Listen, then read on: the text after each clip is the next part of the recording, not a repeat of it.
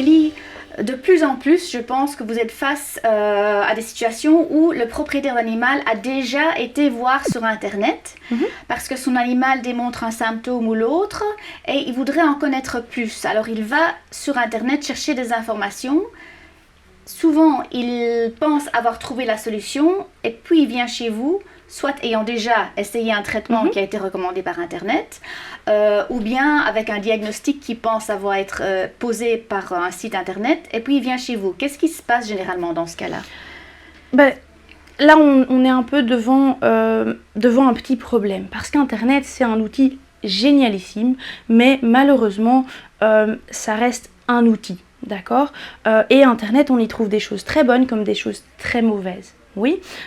Poser un diagnostic par Internet, c'est presque impossible. Je ne vais pas dire que vous avez toujours tort, parce que vous voyez votre animal, vous avez beaucoup de possibilités, et parfois, le propriétaire a remarqué des bonnes choses et a trouvé des bonnes choses sur Internet.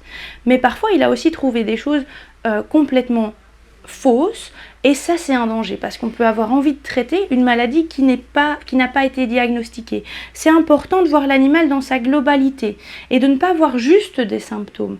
D'accord? Chaque animal est différent et Internet, ça a tendance à faire une globalité pour tous les animaux. Un chien qui vomit, il a un cancer de l'estomac sur Internet. D'accord? Non, pas spécialement. Ça peut être 10 000 choses. Donc, avant d'aller sur Internet, allez voir votre vétérinaire. Que le vétérinaire vous aide à poser le diagnostic et puis Internet peut être un outil génial pour que vous compreniez mieux certaines choses concernant la maladie déjà diagnostiquée par exemple. Tout à fait. Ce qui est très dangereux, c'est qu'il y a des sites, par exemple, qui vont proposer des algorithmes. Donc, vous y insérez un symptôme, mon chat boit plus qu'avant, par exemple, et par un algorithme, certains sites vont vous proposer même des diagnostics et même parfois des propositions de traitement fait maison. Alors, il n'y a rien de plus dangereux que ça.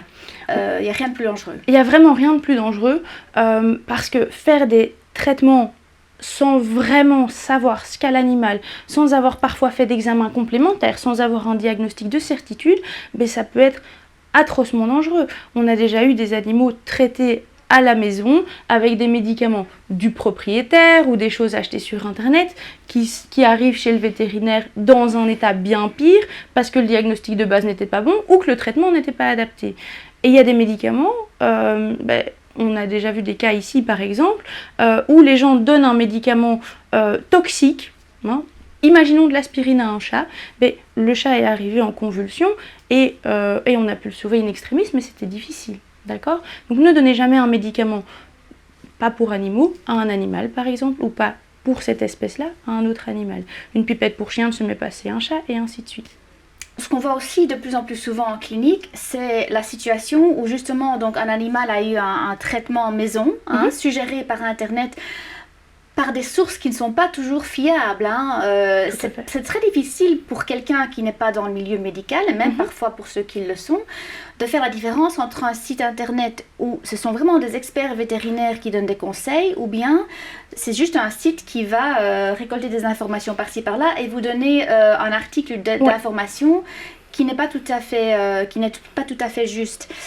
Et alors, ce que je constate en parlant avec différents vétérinaires, c'est que vous voyez de plus en plus de cas urgents qui ne sont pas venus à temps parce qu'il y a eu justement du home treatment à la maison avant, ou bien où le traitement maison a empirer la condition de l'animal. Exactement, ça peut être très frustrant pour le vétérinaire. Le vétérinaire, lui, il veut aider votre animal, d'accord? C'est le but, c'est pour ça qu'on fait vétérinaire. Et donc si votre animal est mal à cause d'un traitement ou du non-traitement, par exemple, à cause d'un mauvais diagnostic Internet, eh bien votre vétérinaire, il va être frustré parce qu'il aurait peut-être pu aider votre animal différemment, parce qu'il aurait peut-être pu sauver votre animal, imaginons que ça arrive à la mort de celui-ci, par exemple.